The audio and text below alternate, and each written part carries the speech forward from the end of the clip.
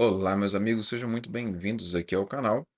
E, bom, comigo hoje, investidor descentralizado, eu vou trazer algumas notícias de coisas que são realmente relevantes. Precisava falar disso, porque isso vai ajudar, eu imagino, na adoção que a gente tem de criptomoedas, né? Mas, principalmente, isso traz um enorme alerta. Algumas dessas notícias são referentes a CBDCs. Um fala no geral de CBDCs, a outra vai falar de Drex. Vou falar também a respeito de um pequeno detalhe que está para ser aprovado, né, na relação com a legislação de criptomoedas e também aqui a CPI de criptomoedas falando também desse outro detalhe. Além de algumas outras coisas no meio, vamos abordar alguns temas que são importantes e que vão de fato fazer com que você repense um pouco, né, o uso que você faz de criptoativos. Bom, vamos ao caso. Eu vou começar aqui com como as CBDCs serão usadas como instrumento de opressão política em seu país. Esse artigo saiu na Cointelegraph, é desse autor aqui, Patrick Schwefel, não sei como é que fala o nome dele, mas isso aqui é sensacional porque ele traz um pouco da perspectiva das possibilidades que a gente vai ter quando eventualmente entrar, né, em jogo a CBDC e começar a fazer o trabalho dela, que, convenhamos, limita demais a nossa realidade. Bom, antes de falar disso, se você quer concorrer a sorteios de Bitcoin, não deixe de entrar no nosso Membros aqui no Cripto TV, tá? O Membros, ele foi feito especificamente para a gente fazer sorteios e diferentes tipos de membros têm mais chances de ganhar. Depois dá uma olhada lá. É super interessante. E aí você vai ter um upside enorme. Você entra, porra, no mínimo com R$ 5 e você pode concorrer a seja lá quantas pessoas estiverem inscritas lá no Membros. Então, assim, vale super a pena. Mas vamos lá, vamos começar a conversar. A gente já falou de CBDC. Se você não sabe, CBDC significa Central Bank Digital Currency. É isso que o acrônimo aqui significa, ou moeda digital de banco central. Toda CBDC, ela tem a intenção de substituir o que é a moeda do país. Como assim? Vai deixar de ser real? Vai ser outra coisa? Mais ou menos. Ainda é o real, só que com outro nome, né, agora com o nome de Drex, no caso. Todo o país do mundo tem isso, tanto que você vê aqui ele falando de Fórum Econômico Mundial, Banco Mundial e coisas do tipo. Todo país pretende ter isso. E a grande questão da CBDC é o fato de que ela meio que funciona em blockchain. Então, é o que ele fala aqui, ela está sujeita à programabilidade. Então, o que acontece? Você vai ter agora como se fosse uma moeda em blockchain, uma criptomoeda do Banco Central. Só que isso gera muitos problemas porque o dono dessa criptomoeda, no caso dessa CBDC ou desse real digital, seja lá o que for que você quiser chamar, ele tem total controle sobre a rede. Ele tem total controle sobre o que pode ser feito com o saldo que ali está. E aí a gente começa a entrar em alguns problemas que é a discussão desse artigo aqui, eu recomendo que você leia, eu não vou ler todo para você, porque ele você pode ler depois. Mas, enfim, ele traz aqui como algum dos problemas, o fato de que o governo ele pode ter, né, um registro com as transações financeiras de cada cidadão, desde quando você nasce até você morrer. Tipo assim, pode ser bom para alguns casos? Pode. Existem algumas funcionalidades que são sim interessantes, pois facilitam a vida das pessoas. Mas existe um potencial enorme disso ser utilizado para o lado negativo, assim, para controlar o cidadão. Então aqui, ele traz até o quê? Que o uso da CBDC, ele pode ter interesse por inclinações políticas, doações religiosas, saúde mental e etc. Se você avaliar que tudo no governo está passando para o digitalizado, você consegue agora, né, o governo vai conseguir fazer uma análise, um cruzamento de dados entre o que você tem, por exemplo, se você tem algum problema mental ou não, com movimentações na sua conta e coisas do tipo. Então ele começa a cercear cada vez mais aquilo que você poderia fazer. Olha só, os serviços de saúde pública poderiam monitorar as compras de álcool e cigarro, bem como o estilo de vida de cada cidadão, para adaptar os prêmios do seu seguro saúde. Até mesmo as pegadas de carbono de gastos realizados podem ser rastreadas para que as políticas ambientais possam ser ajustadas, comprometendo significativamente a privacidade e a liberdade dos cidadãos.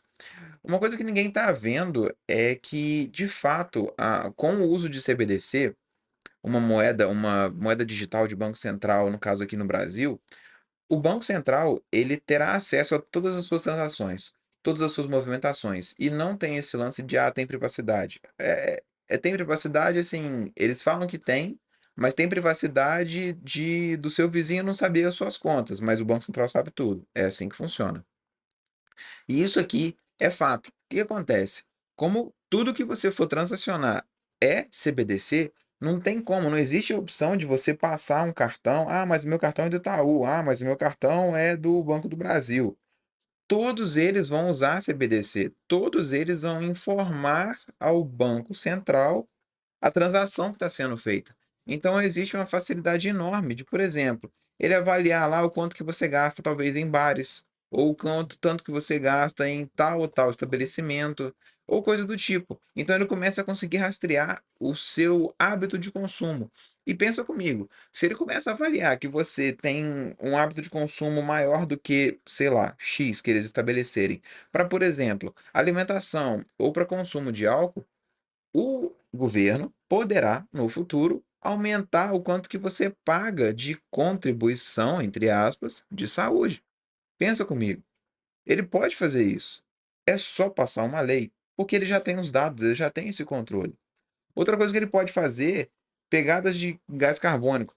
Cara, é muito simples, é só ele pegar e tá vendo que você está abastecendo muito o seu veículo, tá passando sempre no seu nome ou no nome de um parente próximo. É muito fácil do governo conseguir captar essas informações agora com a CBDC que está por vir, né, ainda, aqui no Brasil. Então eles conseguem controlar e falam: "Não, cara, você está comprando muito combustível, eu acho que a gente tem que reavaliar esse negócio aí, viu? Você está emitindo muito CO2, porque você está abastecendo demais, então eu vou te dar uma multa por CO2". Cara, é viável, isso pode ser feito. E sabe qual que é o mais legal? Essa multa ela pode ser debitada diretamente da sua conta. Você não vai receber um boletim para você pagar não, ele sai direto da conta. Então, assim, CBDC ela pode trazer esse tipo de coisa, tá?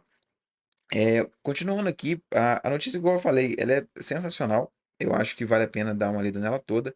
Mas, assim, eh, tem alguns pontos que chamam a atenção. Olha só. Toda transação com CBDCs pode estar sujeita a restrições. Tipo assim, você pode acabar, assim, o governo pode acabar criando limites para os seus gastos. Da seguinte forma, ele pode falar que você só vai poder gastar X valor aos finais de semana, ele pode impedir com que você gaste dinheiro aos finais de semana e dá, porque na CBDC, quem vai controlar o uso da moeda é o Banco Central. Então, se é o Banco Central que controla o uso da mesma, independente de você usar qualquer banco que seja, essa movimentação monetária passa pelo Banco Central e ele consegue proibir, ele consegue cortar isso. E aí o que acontece? Ele consegue, pô, fazer várias coisas, assim, absurdas. Tipo assim, que ele coloca aqui: "Ah não, você só pode fazer gastos entre 6 da manhã e 6 da tarde". Isso aqui é um lockdown forçado. Isso aqui é quase a mesma coisa que você fazer com que as pessoas, assim, você tentar, né, fazer com que as pessoas fiquem mais restritas à casa delas ou a fazer menos movimentações financeiras em determinado horário. Ou, por exemplo, o seu CBDC só funciona num raio de 20 quilômetros do seu endereço residencial registrado com a Receita Federal, por exemplo. Então, assim, em alguns casos de: "Ah, não, movimentação está limitada, tá tendo enchente lá em Santa Catarina e tal, você não pode sair de casa". É só uma linha de código lá para o Banco Central conseguir restringir a sua liberdade a esse ponto. Assim, é uma coisa distópica, é uma coisa absurda e de fato isso vai afetar as pessoas. Eu até trouxe aqui, na verdade ele fala, né, e eu vou mostrar aqui à frente, aconteceu isso com o Freedom Convoy em 2022, lá no Canadá.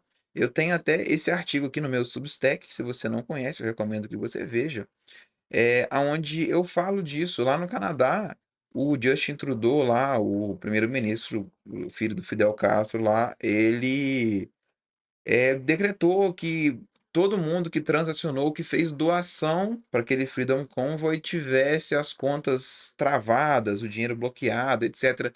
Deu um auê danado. Acabou que as pessoas acharam como solução que usar Bitcoin. E eu acho que a gente vai migrar para isso, tá? A gente vai chegar nesse ponto. Eu acho que a CBDC ela vai auxiliar demais com que a gente consiga talvez fazer a adoção que não foi feita, né? É meio que aquela hashtag que eu tenho postado muito no Twitter ultimamente, que é o hashtag saia do Fiat, né? Eu tenho feito muita força para que as pessoas consigam sair da moeda fiduciária de tudo quanto é jeito. Por mais que você não use Bitcoin para transacionar, eu sei que tem gente que é meio resistente, né, a gastar Bitcoin. Pô, mas gaste Monero, gaste o USDT. Mas assim, cara, sai do Fiat, vai para cripto, porque pelo menos você tem a liberdade de movimentar o valor que você quer. Então, assim, avalie esse negócio. Ah, essa outra notícia aqui, ela traz também o Drex, que ele ganha autorização e ela deve chegar em 2024. Isso aqui, cara, isso aqui tem que chamar atenção. Porque olha só, junho de 2024, porra, é no meio do ano que vem. A gente está em outubro de 23. O junho de 2024 é logo ali. É basicamente 6, 7, 8, 9 meses. Tá, beleza. É uma criança.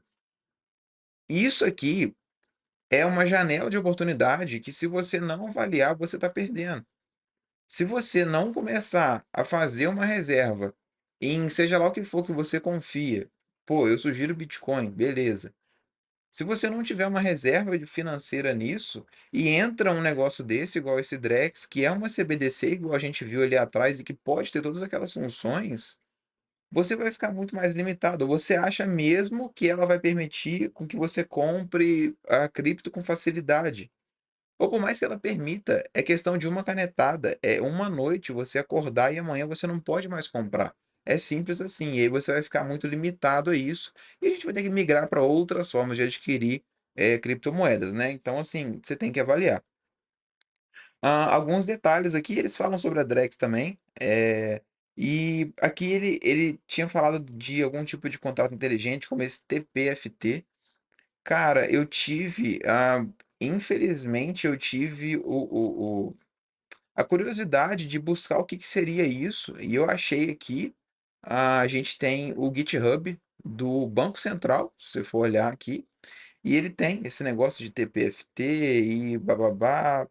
Cara, e se você for olhar isso aqui, é uma coisa absurda, porque ele tem claramente e em várias partes a explicação de como que ele faz é coisa simples para bloquear saldo. Aqui, de Frozen Balance de saldo bloqueado mesmo, olha só. Você pega o endereço do qual você está bloqueando e o valor, a quantia de dinheiro que tem lá, sabe? E se você olhar aqui, você vai ver que é bem isso mesmo. É, o nosso Drex, a nossa CBTC, o Real Digital, ele tem nele, está escrito ali, o Banco Central publicou a função de bloquear saldo. Tipo, eles vão bloquear e não precisa mais agora você passar por aquele processo de, não, eu peço para a justiça isso, eu mando para o banco, aí eu exijo que haja isso, aquilo. Acabou, meu amigo. Tá na mão dos caras. Então, assim, você tem que avaliar que você está perdendo liberdade financeira, né? Liberdade transacional com a chegada disso. E se você achar interessante, avalie algumas metodologias alternativas, o que assim, eu canso de falar, conteúdo não falta sobre criptomoedas, que assim, pô, Bitcoin é quem eu referencio sempre, que é o que vai salvar as pessoas nessa situação. Você tem que aprender a usar, você tem que comprar, você tem que ter, para você, claro, não fazer besteira, né? Usando ele, e principalmente você para você ter meios, porque se chegar algum tipo de controle desse e você precisar transacionar, você precisar fazer um gasto médico, você precisar mandar um dinheiro para alguém, ah, que seja, a gente não sabe o nível de controle que eles podem chegar. E você contar com o bom senso do governo, cara, você assim, você tá com algum problema, porque não existe isso. Enfim, o que eu queria trazer aqui dessa parte é isso aqui, ó. Ah, eles já estão muito adiantados, eu até perdi aqui a parte que falava disso. Eles estão bem adiantados no que eles estão criando, eles estão bem adiantados no que eles estão fazendo, e a previsão é que isso esteja aí, cara, ano que vem, é logo ali, tá muito rápido. Então, assim, tem que abrir o olho, porque isso vai gerar um enorme controle financeiro. Então, assim, fique atento para isso, tá? Eu trouxe aqui um pequeno detalhe que é bom por um lado, mas nem tanto por outro. Olha só. O Brasil está avançando contra práticas fraudulentas, blá blá blá. Eles estão querendo prever, né? Foi proposto uma pena de até 8 anos de prisão para os envolvidos em crimes de pirâmide financeira. Eu acho que você tem sim que responsabilizar o criminoso que faz, né, que usa de artifícios, etc., para conseguir enganar pessoas e, né, enriquecer ou, pô, em detrimento das pessoas. Tá certo, tá? Você tem que responsabilizar essas pessoas. Só que quando eu li isso, eu vi também um pequeno detalhe. A gente já tem lei para isso. Você não precisa de fazer um novo projeto de lei para fazer isso, né? E assim, eu não sou ninguém, mas o Alexandre Serra falou a mesma coisa. Olha que interessante. Ele falou exatamente isso daqui, ó. Pirâmides financeiras com emprego de fraude sempre foram um crime no caso do estelionato.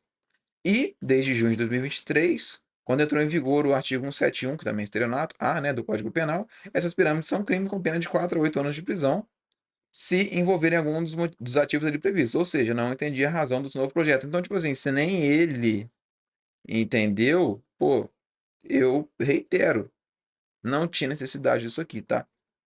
Isso aqui é o tipo da coisa só para fazer aparecer. Mas, enfim. Aqui vem um detalhe interessante. A PL também propõe a implementação de medidas que promovem a segurança. Segurança bem entre aspas, tá? Incluindo limites estabelecidos para transações via Pix. Tipo assim, limite na transação via Pix é bom para quem sofre algum tipo de crime? É. Para quem é vitimado? Pô, claro. Pode ser considerado um limite de segurança? Sim, pode. Mas quando você tem de fato uma necessidade de transacionar e você não pode porque o banco não permite, você acaba ficando limitado. E se você, pô, bate o limite mensal, o limite, sei lá, de quando, você começa a ter algumas dificuldades, entendeu? E fica complicado de você movimentar valores. Então, assim, né? Algo a ser avaliado. Um outro ponto é a segregação do patrimônio de criptomoedas. Isso aqui, eu tô aguardando para que essas leis sejam de fato aprovadas, né, e que elas entrem, né, em vigor, etc., porque eu preciso atualizar um pouco essa parte de legislação, porque está todo mundo cheio de proposta e nada está sendo feito ainda, né? Mas eles estão querendo fazer uma segregação dos ativos, assim, do patrimônio de criptomoedas, no caso de exchanges. É até mesmo o que é falado aqui, ó. Ahn, conclusão do relatório. Ah, não lembro. Eles haviam falado aqui sobre a segregação patrimonial. A grande questão da segregação patrimonial é o seguinte, e isso é interessante para você ver como que ninguém tá nem aí preocupado com você, né? Esse negócio de lei que fala que é pro cidadão é mentira. É, existem corretoras nacionais e essas corretoras elas vendem criptoativos e tal, como você já sabe, e você manda o seu dinheiro para lá. O seu dinheiro hoje, ele faz parte do patrimônio da exchange. Se ele faz parte do patrimônio da exchange e a exchange falir, você perde o seu patrimônio, porque não era seu, era dela. Com a segregação do patrimônio de criptomoedas, você, quando manda dinheiro para aquela corretora, a corretora não é dona, não é patrimônio da corretora. É um patrimônio que ela está gerenciando, mas ainda é seu. Então, se a corretora falir, aquele patrimônio ainda cabe ser restituído a você, entendeu? Então, assim, existir a segregação do patrimônio de criptomoedas da corretora era bom. É bom para o investidor, tá? É bom para o indivíduo. Só que isso não foi aprovado. Por quê? Porque você não é prioridade nenhuma em lugar nenhum, tá? Só para constar. Finalizando aqui, eu queria deixar o meu Substack, aonde eu tenho escrito bastante artigos, ah, principalmente explicando um pouco do white paper do Bitcoin, falando sobre privacidade, etc. Também fiz um artigo do Nerd Miner, para quem quiser aprender, OPSEC e muito mais. Bom, eu queria agradecer a todos vocês que assistiram até aqui. Fiquem antenados aqui no Cripto TV. Teremos lives agora toda semana. E um detalhe, veja o membros. Mais uma vez, muito obrigado e até a próxima.